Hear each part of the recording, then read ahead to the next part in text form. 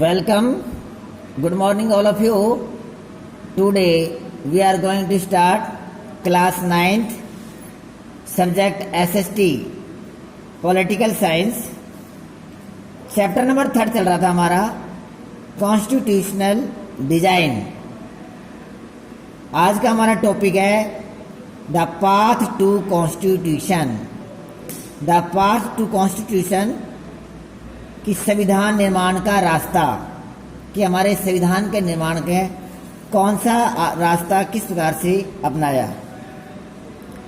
Despite all these difficulties there was one big advantage for the makers of Indian constitution. Unlike South Africa, they did not have to create a consequence about what a democratic India should look like। सारी मुश्किलों के बावजूद अगर हम देखते हैं कि जितनी भी हमारे पास में प्रॉब्लम्स क्रिएट हुई, जैसे तुमने पढ़ा था कि जब इंडिया हमारा आज़ाद हुआ तो उस समय पार्टीशन हुआ इंडिया का on the behalf of the religious, धर्म के आधार पर हिंदुस्तान या हम कह सकते हैं इंडिया और पाकिस्तान बना। तो उसके बाद में देखिए जब कॉन्स्टिट्यूशन का एक रास्ता अपनाया तो कह रहा कि सारी मुश्किलों के बावजूद भारतीय संविधान निर्माताओं को एक बड़ा लाभ था कि दक्षिण अफ्रीका में जिस तरह संविधान निर्माण के दौर में ही सारी बातों की जब सहमति हुई ना, ऐसे इंडिया में नहीं हुई थी, ऐसे इंडिया में नहीं था। नेक्स्ट कह रहा है इसमें कि मच ऑफ दिस कॉन्सिक्वेंसेज माने सहमति had involved during the freedom struggle। Freedom struggles में स्वतंत्रता का जो संघर्ष था हमारा, तो कह रहा है कि बहुत सी ऐसी बात थी, बहुत सी ऐसे हमारे जो बुनियादी सिद्धांत थे जिनको हम हमारा फ्रीडम स्ट्रगल के समय में हमने सहमति बना ली थी। Our national movement was not merely a struggle against a foreign rule. कह रहा कि हमारा जो राष्ट्रीय आंदोलन था ना, उसमें कह रहा हमारी जो नेशनल मूवमेंट, राष्ट्रीय जो हमारा जो आंदोलन था, उसमें लगभग सारी जो बातें हैं ना, ये केवल फॉरेन विदेशी सत्ता के खिलाफ ही नहीं थी। यदि हम कह सकते हैं कि जो हमारा राष्ट्रीय जो आंदोलन जो हो रहा था, वे सारी विदेशी सत्ता के खिलाफ ही नहीं थी। It was also a struggle to the residents of our country and to the transform our society and politics। Residents माना होता है एक तरह से हमें नया कुछ नया करना। तो कह रहा कि राष्ट्रीय सहमति बनाने का हो सकता हमारा राष्ट्रीय आंदोलन सिर्फ एक विदेशी सत्ता के खिलाफ संघर्ष भर नहीं था, यह न केवल अपने समाज को फिर से जगाने का, अपने समाज को राजनीतिक बदलने का भी एक अवसर था। यानी कहने का मतलब यह है कि हमारे जो समाज था ना, उसको एक नई एक सोच देनी थी, उसका एक नया डेवलपमेंट करना था। किससे? सोशल साइड से, पॉलिटिकल साइड से, इकोनॉमिक साइड से उसका विकास करना था। There were sharp difference of the opinion with the freedom struggle about the path India should take after independence। कि आज़ादी के बाद भारत को किस रास्ते पर चलना चाहिए, इसे लेकर आज़ादी के संघर्ष के दौरान भी काफ़ी यानी कि तीखे मतभेद हमें दिखने को मिलते हैं कि such different exist even today, जो हमें आज भी यानी कि दिखाई देते हैं। Yet some basic idea had some to be expected by almost everyone. Basic idea में जो मूलभूत जो विचार थे, ये कह सकते हैं कि हाँ, कि जो हमारे जो कुछ बुनियादी जो सिद्धांत थे, जो एक बहुत ही जरूरी थे, उन सभी सिद्धांतों को तो स्वीकार कर लिया गया था। As far back as in 1928, Motilal Nehru and the 8 other Congress leaders drafted a constitution for India. अब देखिए 1928 की बात कह रहे हैं कि मोतीलाल नेहरू। अब कौन था Motilal Nehru? Who was the Motilal Nehru? तो Motilal Nehru was the father of the Pandit Jawaharlal Nehru. ये पंडित जवाहरलाल नेहरू के पिता थे मोतीलाल नेहरू। तो कह रहा है कि 1928 में मोतीलाल नेहरू और उसके जो अन्य जो 8 मेंबर थे कांग्रेस के, उनने इंडिया का कॉन्स्टिट्यूशन को ड्राफ्ट किया था, बनाया था। लेकिन क्या उसके बाद में इन 1931 the resolution at the Karachi session of the Indian national Congress dwelt on how independence India's constitution should look like। लेकिन फिर क्या हुआ कि 1931 में जो कराची का जो एक सेशन हुआ था, कराची का अधिवेशन हुआ था, और कहाँ पर है कराची? आज यह वर्तमान में कराची का है, पाकिस्तान में है। क्योंकि 1931 की बात है तो उस समय पाकिस्तान नहीं बना था, उस समय हमारे इंडिया में ही था। लेकिन today is Karachi situated in Pakistan. तो कह रहा कि 1931 में कराची का अधिवेशन हुआ। किसका हुआ? इंडियन नेशनल कांग्रेस, भारतीय राष्ट्रीय कांग्रेस का हुआ। और जिसमें क्या क्या है? ड्वेल्ट माना होगा था प्रस्ताव on how independent India constitution should look like, कि स्वतंत्र भारत का संविधान कैसा होगा। यानी कि इसके ऊपर यानी कि चर्चा की गई कि जब हमारा भारत देश आज़ाद हो जाएगा, स्वतंत्र हो जाएगा, तो उस समय किस प्रकार से हमारा संविधान बनेगा। Both these documents were the committed to the inclusions of the universal and franchise right to freedom and the equality and to protecting the right of the minorities in the constitution of the independence India. Thus some basic value were expected by all leaders must before the constitution assembly meet to the deliberate on the constitution।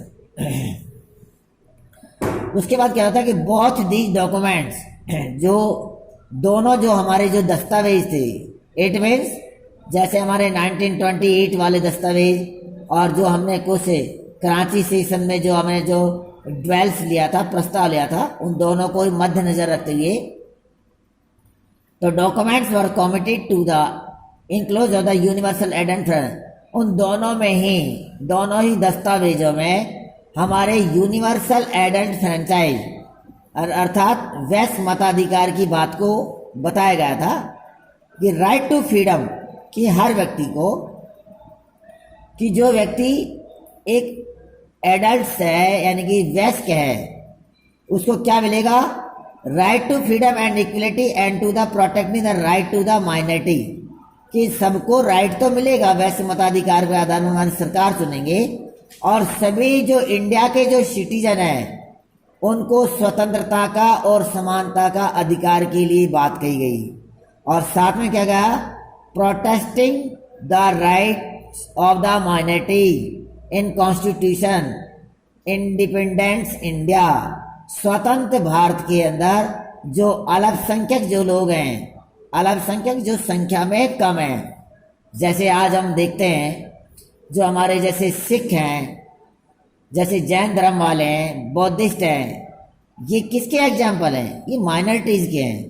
तो कहा कि जो minority के जो person हैं उनको एक protecting, एक उसको संरक्षण का अधिकार मिलेगा, यानी उनको सुरक्षित रखा जाएगा। Thus some basic values were expected by all leaders must before the Constitution Assembly meet to the deliberate on the Constitution। Deliberate में होता है सोच समझना। कह रहा है कि इन सभी बातों को मद्देनजर रखते हुए हमारी जो कॉन्स्टिट्यूशन जो असेंबली है, कॉन्स्टिट्यूशन असेंबली माने संविधान सभा, उन संविधान सभा के जो लीडर्स है, नेताओं के द्वारा ये एक्सपेक्टेड किया गया था, ये स्वीकार किया गया था। क्लियर? नेक्स्ट देखिए, the familiarity with political institutes of the colonial rules also help develop and the agreements over the institutional design. The British rule had given voting right only to a few.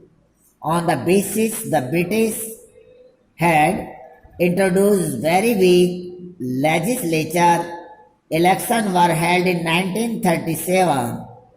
Two provincial legislature and minister all over British India.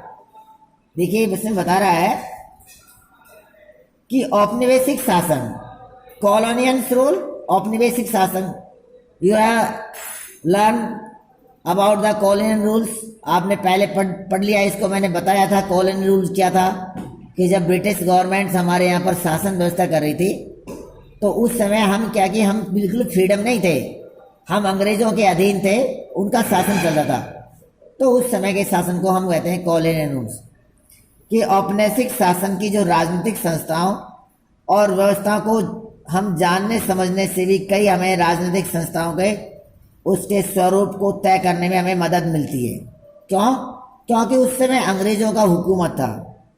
अंग्रेजी हुकूमत ने बहुत कम लोगों को vote का अधिकार दिया था. बताया ना. On the basis the British had the introduce very weak legislature. और उस समय जो अंग्रेजों की जो लेजिस्लेचर थी, लेजिस्लेचर मीन्स व्यवस्थापिका या विधानमंडल था, वे बहुत ही कमजोर भी थी. अंग्रेजी हुकूमत बहुत कम लोगों को वोट का अधिकार दिया था. इसके आधार पर अंग्रेजों ने जिस विधायिका का गठन किया ना, वे बहुत ही वीक थी, कमजोर थी. और 1937 के बाद पूरे ब्रिटिश शासन वाले भारत में जो प्रादेशिक असेंबलियों के लिए चुनाव कराए गए थे ना, प्रोविंशियल जो भी हमारी थी ना, उसके लिए इलेक्शन कराए गए थे. कि 1937 to the provincial legislature. Provincial legislature की जो हमारी ना प्रादेशिक जो असेंबली बनी थी, क्योंकि उस समय राजाओं का शासन था, स्वतंत्र तो थे नहीं. And minister all over British India. तो प्रादेशिक असेंबलियों के चुनाव करा गए. इनमें बनी सरकारें पूरी तरह लोकतांत्रिक नहीं थी. दे वर नॉट फुल्ली डेमोक्रेटिक. कि वे पूर्ण रूप से क्या थी? लोकतांत्रिक नहीं थी गवर्नमेंट, ऐसे नहीं थी. But the experience gained by Indian is the working of the legislature institutional provide to be very useful for the country in setting up its among the situation and the working in them. तो ये बिल्कुल ठीक है, पर विधानसभा में जाने और काम करने का हमें जो एक्सपीरियंस है ना, बहुत अनुभव लाभदायक हुआ. क्योंकि इन्हीं भारतीय लोगों को अपनी संस्था और व्यवस्था बनानी थी और इन्हीं को आगे चलाना था. इसलिए हमको यानी कि इनसे बेनिफिट्स भी हुआ. That is why the Indian constitution adopt many institutional detail and the prosecutors from the colonial law like the governments of India act 1935. अब एक क्वेश्चन ये उठता है, किस कारण से भारतीय संविधान में कई संस्था और व्यवस्था को पुरानी व्यवस्था को लगभग यानी जैसे का तैसे रख दिया गया. अगर जैसे हम एग्जाम्पल देखते हैं 1935 का जो हमारा एक एक्ट था, जब हमारा देश आजाद नहीं हुआ था, उससे पहले वाले का, उसको संविधान का अधिकांश को भाग बनाया गया. ऐसा क्यों किया गया? क्योंकि उसमें कुछ प्रोविजंस ऐसे थे जिसमें यानी कि इंडियन जो सिटीजन थे उसके कहीं हित में थे. इसके ध्यान में रखते 1935 तो ये भी कहा जाता है कि हमारा जो इंडिया का जो मिनी जो कॉन्स्टिट्यूशन है ना, मिनी कॉन्स्टिट्यूशन 1935 के एक्ट को कहते हैं. क्योंकि जो हमारा इंडिया का जो कॉन्स्टिट्यूशन बना है ना, उसी का अधिकांश जो पार्ट है ना, वे 1935 के एक्ट से लिया गया है. इसलिए ये हमारा जो 1935 जो एक एक्ट है, ये इंडिया का एक यानी कि मिनी कॉन्स्टिट्यूशन है, भारत का एक लघु संविधान के नाम से इसको जाना जाता है. Clear? Years of thinking and the deliberation on the framework of the constitution had another benefit.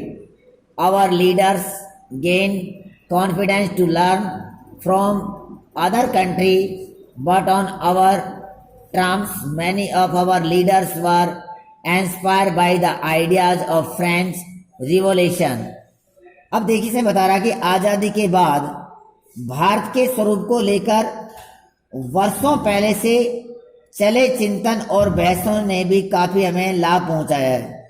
हमारे नेताओं ने इतना आत्मविश्वास आ गया कि उन्हें बाहर के विचारों और अनुभवों को अपनी ज़रूरत के अनुसार अपनाने में कोई हिचकिचाहट यानी हेजिटेशन नहीं हुआ। जैसे देखें कि हमारी फ्रेंच रिवॉल्यूशन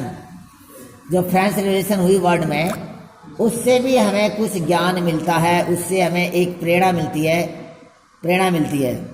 तो हमारे अनुसार अपनाने में कोई हिचक नहीं। हमारे अनेक नेताओं ने फ्रांसीसी क्रांति के आदर्श को भी अपनाया। और इसके अलावा देखिए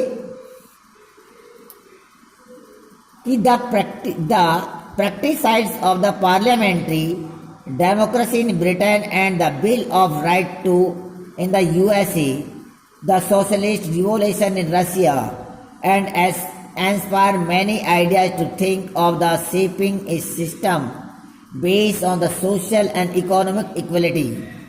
अब देखिए कि ब्रिटेन के संसदीय लोकतंत्र के कामकाज और अमेरिका के अधिकारों की सूची से भी हमें काफ़ी प्रभावित किया। इट मीन्स हमने यानी कि जो फॉरेन कंट्री से भी कुछ सीखा है। जैसे फ्रांस की रिवॉल्यूशन हुई, उससे हमने कुछ सीखा, रशिया से सीखा, अमेरिका के कुछ राइट्स के बारे में। इससे हमें यानी कि कॉन्स्टिट्यूशन बनाने में कहीं हमें ना उसको हेल्प मिली। और साथ में बताया कि हमें इकोनॉमिक इक्वलिटी, आर्थिक समानता और सामाजिक समानता लाने में हमें कहीं मददगार हुई। Yet they were not simply imitating what other had done at each step. They were questions whether the situated our country. All these factors contribute to the making of our constitution. तो इसे बताया कि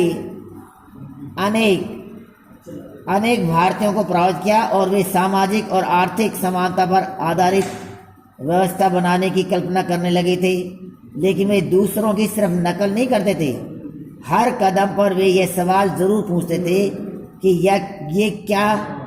ये चीज़ें भारत के लिए उपयुक्त हैं या नहीं। इन सभी चीज़ों के लिए हमारे संविधान के निर्माण के लिए मददगार रही। तो ये हमें देखने को मिलता है कि किस प्रकार से हमारा जो कॉन्स्टिट्यूशन का जो एक पाथ था, जो रास्ता था, वे हमारे को यानी कि क्लियर हो पाया। तो आज का यही टॉपिक था हमारा, the path of the constitution, कि हमारे को संविधान निर्माण करते समय में किन किन बातों को ध्यान रखा गया और किस प्रकार से 1935 का जो एक्ट था, जो अंग्रेज़ों के समय का था, उसको हमने अडॉप्ट किया कि कहीं हमारे देश के हित में देखते हुए उसमें कुछ अच्छाइयाँ थी और इसलिए हमने अडॉप्ट किया। इसके साथ साथ हमने फ्रेंच रिवॉल्यूशन से भी हमने एक स्वतंत्रता की इंस्पायरेशन मिला, हमें अभिप्रेरणा मिली। और यूएसए और रशिया से भी, यूएसए से हमें एक फंडामेंटल राइट्स के बारे में, और साथ में जो रशिया है उसमें इक्वलिटी के लिए हमें यानी कि प्रेरणा देती है, तो जिसके माध्यम से हमारा ये कॉन्स्टिट्यूशन का जो है ना एक रास्ता है ना क्लियर हुआ। तो नेक्स्ट वीडियो में हम पढ़ेंगे द कॉन्स्टिट्यूशन असेंबली। देखो लाइव क्लास ना आपकी संभव नहीं हो पाएगी, तो हम वीडियो के माध्यम से ना आपको ये जो स्टडी है ना उसको कर पाएंगे। Okay, thank you.